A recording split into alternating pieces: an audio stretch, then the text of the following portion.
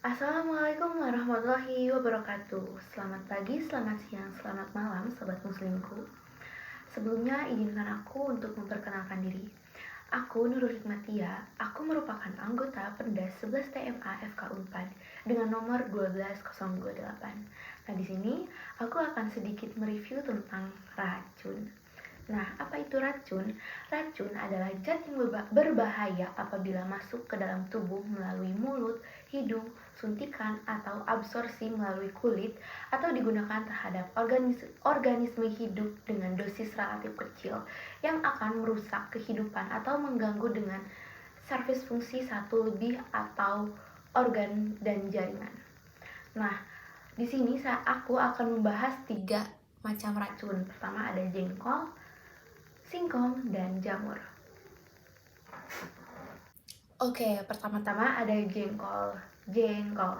Mungkin di sini teman-teman semua sudah tahu apa itu jengkol, karena jengkol merupakan bukan hal yang langka untuk sekarang ini.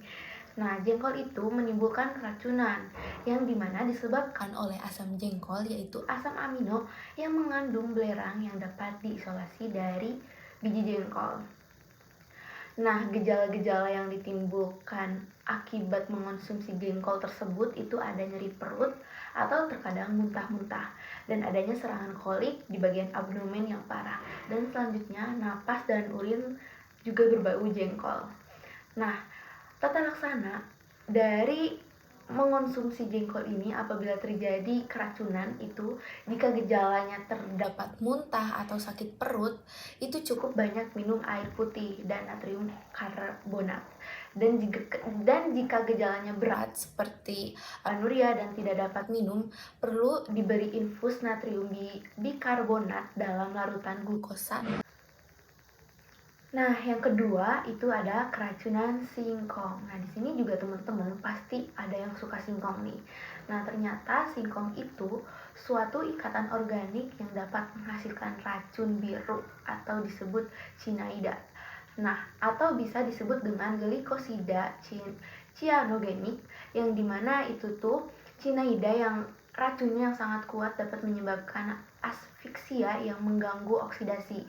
Nah, gejala-gejala yang apabila keracunan singkong tersebut itu akan muncul muntah, diare, mual, pusing, lemas, kejang, bahkan sesak napas. Nah, tata laksana yang dilakukan apabila keracunan singkong itu pertama-tama identifikasi bahan makanan yang kayak jenis singkong. Nah, selanjutnya pencucian lambung biasanya dilakukan 4 jam setelah konsumsi singkong. Nah, selanjutnya natrium trifosfat 30% sebanyak 10-30 ml. Nah, bila timbul sinanotis dapat diberikan O2. Nah, bila keadaan memburuk, itu bisa diberikan rujukan kepada medis. Nah, yang ketiga adalah jamur. Mungkin di sini teman-teman juga sudah tahu apa itu jamur. Nah, ternyata jamur itu dapat mengakibatkan keracunan. Nah, keracunan tersebut diakibatkan kita mengonsumsi jamur yang mengandung muskarin dan biasanya terjadi oleh jamur Amanita muscaria. Nah, banyak juga jenis jamur yang tidak boleh dikonsumsi dengan ciri-ciri seperti warnanya mencolok, berbau tidak sedap, mudah hancur apabila diraba. Nah, gejala-gejala yang muncul apabila kita keracunan jamur itu setelah 5 atau 10 menit penderita mengeluarkan air mata, peluh, dan ludah. Nah, terjadi juga penyempitan pada pupil mata, bahkan sesak napas, lalu buang air besar, pusing, lemas, bahkan kejang-kejang hingga menimbulkan koma.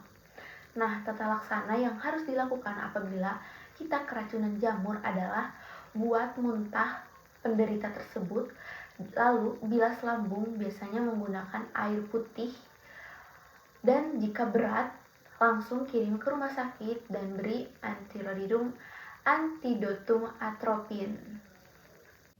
Baik, sekian dari saya tentang 3 jenis racun yang dapat menimbulkan keracunan. Mohon maaf apabila terdapat kesalahan dalam pengucapan. Wassalamualaikum warahmatullahi wabarakatuh.